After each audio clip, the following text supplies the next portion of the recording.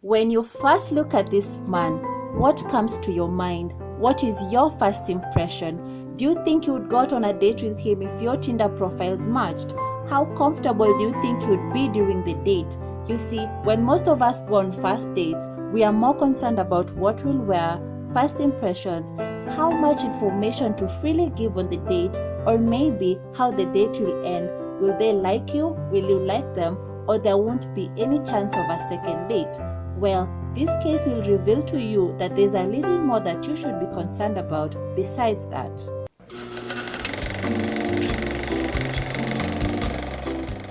Hello and welcome to my channel. My name is Kim Sherry. You can support the channel by hitting the like button, engage with me in the comment section, and subscribe to join the family. Grace Millane was born on December 22nd, 1996 to parents Gillian and David. She was the youngest of three with two older brothers. She grew up to become a very jovial and adventurous young woman. She went to the Lincoln University and at 21 years old, she graduated with a bachelor's degree in advertising and marketing. She wanted to take a gap year before getting a job and the day-to-day hustle so that she could travel, and that is exactly what she did. On October 26th, her first stop was Peru.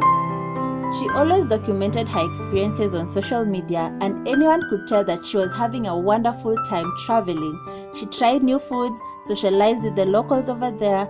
After about 6 weeks, she left for New Zealand, where she had intended on visiting for 2 weeks. After landing in Auckland, she went on Tinder to look for someone she could maybe have drinks with around the area. Unlike in Peru, where she was in a group of backpackers such as herself, in New Zealand she was alone.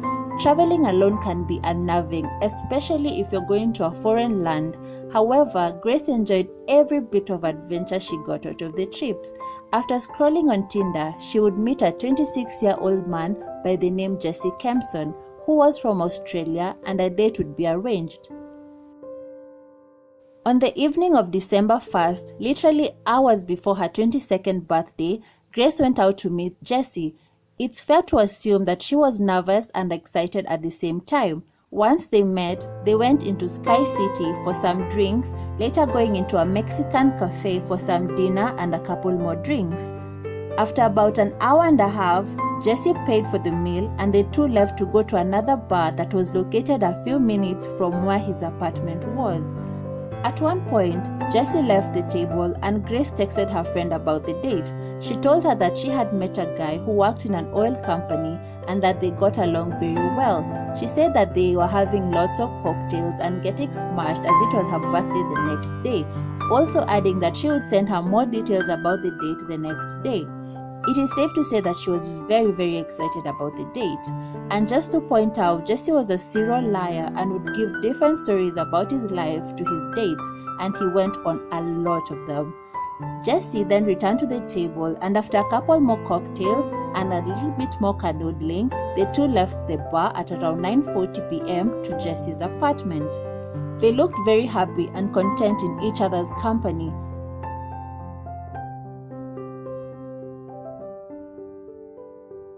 This will be the last known CCTV footage of Grace alive. On December 2nd, the day of her birthday, she received numerous calls and messages from her friends and family, but they all went unanswered. They began getting concerned because this was very unusual of her. During her travels, she always kept close contact with them. Their fears would reach its peak after 2 days of not getting in contact with Grace, and this is when they reported her as a missing person.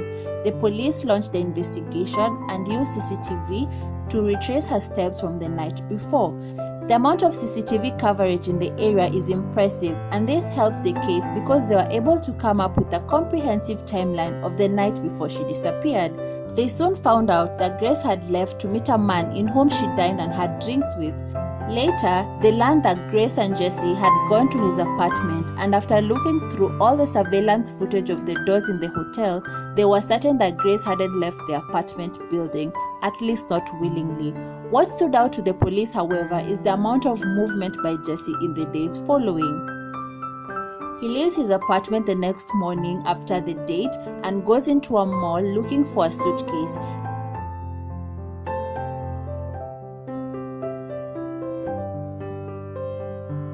he drags it back to his apartment.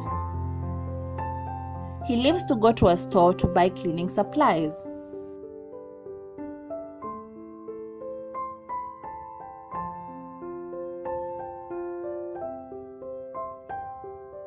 He is spotted leaving the apartment and he goes to a car rental company where he rents out a vehicle and drives back to his apartment with it.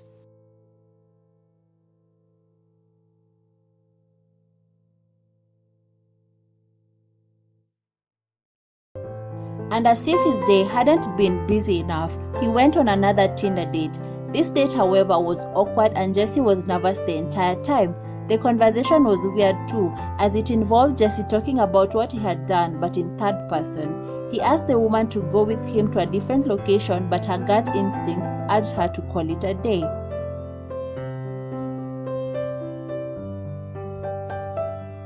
He is seen dragging suitcases into the elevator using the hotel's trolley, which he takes outside to the awaiting vehicle and packs them into the boot of the car.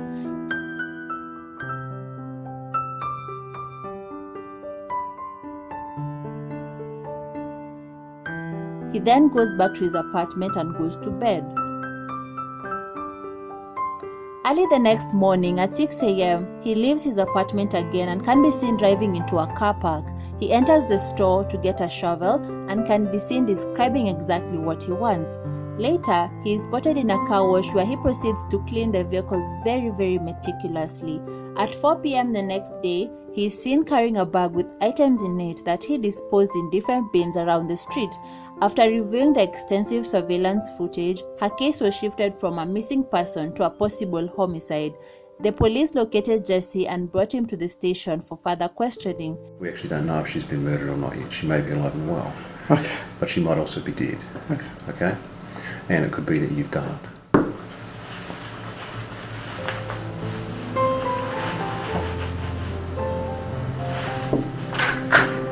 Hey, I just want to ask a question. Have I been arrested for something I didn't do? You haven't been arrested, mate.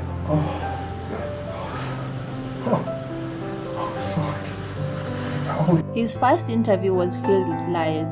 However, in his second interview the next day, he knew that he wasn't fooling anybody and decided to come clean. That you're willing to speak to us about the events of last Saturday. Is that correct? Yes. Tell me what happened last Saturday. From the beginning? Did you kill Grace Millane? Jesse Kempson, you're under arrest for the murder of Grace Millane. He claimed after getting cozy with each other in the apartment, Grace had asked him to choke her, but that it had gotten out of hand very quickly. He told the police that he had taken the suitcase to Waitakere Ranges, and with that information they were able to recover Grace. On behalf of New Zealand, I want to apologise to Grace's family. Your daughter should have been safe here, and she wasn't, and I'm sorry for that. You have no reason to convict me. You're full of In November 2019, his trial began where he pleaded not guilty and continuously claimed that it was an accident. However, with the CCTV footage as evidence, the jury couldn't help but see a man who wanted to get away with what he had done. And if indeed it was an accident, he would have attempted to save her life by dialing 911, and his demeanor in the cameras would have been of someone who was scared. In addition, 7 photos of Grace after the incident were found on his phone, which indicated that he had positioned her himself in different poses. Investigators analyzed the room, and after using luminol, a chemical that lights up when it comes into contact with blood protein, it showed the severity of what went on that night. After 3 weeks, with all facts and testimonies considered, Jesse was found guilty and sentenced to life in prison with no possibility of parole at least for 17 years. After 2 failed appeals for his case, he remains locked up in the high-security Auckland prison. All our thoughts and prayers go to the family and friends of the angel Grace Millane. If you've watched until this part of the video, why not hit the like icon? It actually takes a second, and if you haven't already, join the family by subscribing. It really helps support the channel. My name is Sherry. Remember to take care of yourself, and I love you.